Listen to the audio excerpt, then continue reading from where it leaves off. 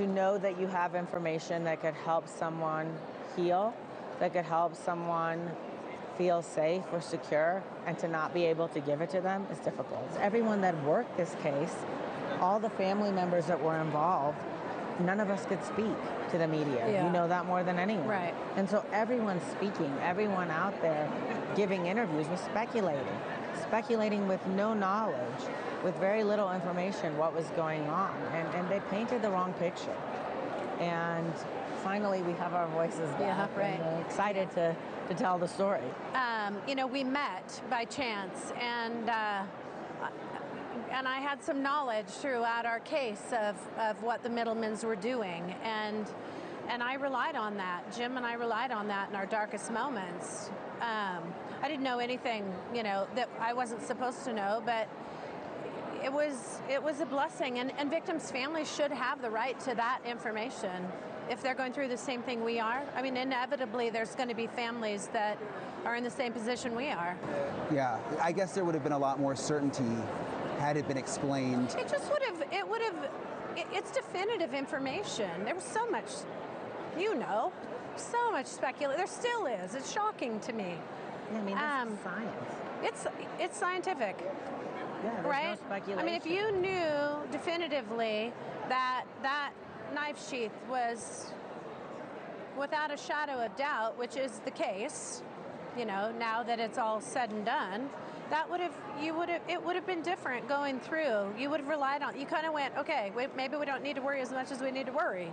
Yeah, and there was one advanced forensic test performed. There was one profile. There was so much speculation out there about multiple profiles, incongruent information. There is only one lab that is doing this type of DNA technology that tested that DNA, and it's ours. Everyone tried to figure out why was this information not out there, what was missing, what was the missing component, and came up with a whole bunch of speculations that led to uncertainty.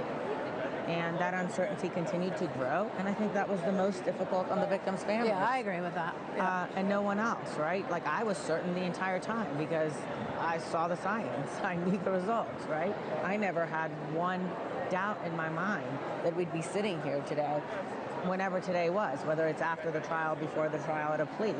I knew that this day was going to come. But the victims' families didn't have that certainty. I don't even know if law enforcement involved in the case had that certainty.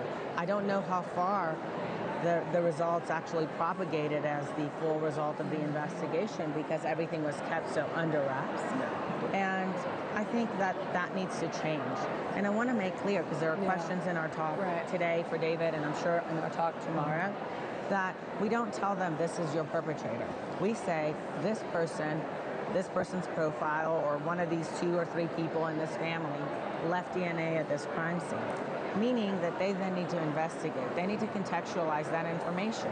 They knew in the Kohberger case that there was a white Elantra that was seen at the crime scene.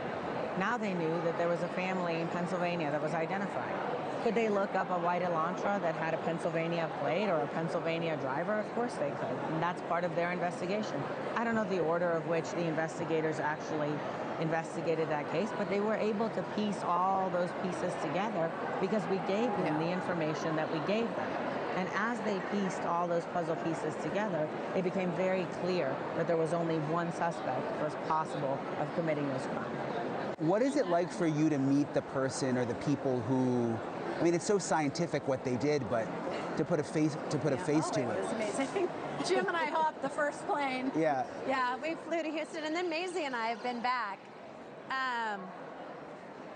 I feel forever indebted to them. I have a list of people in my heart that, since November 13th that I feel that way about, and they're on the list. I mean, thank God that they developed something that helped our case. Thank you for watching. Subscribe below and download our NewsNation app right now on your phone, and you will get fact-based, unbiased news for all Americans.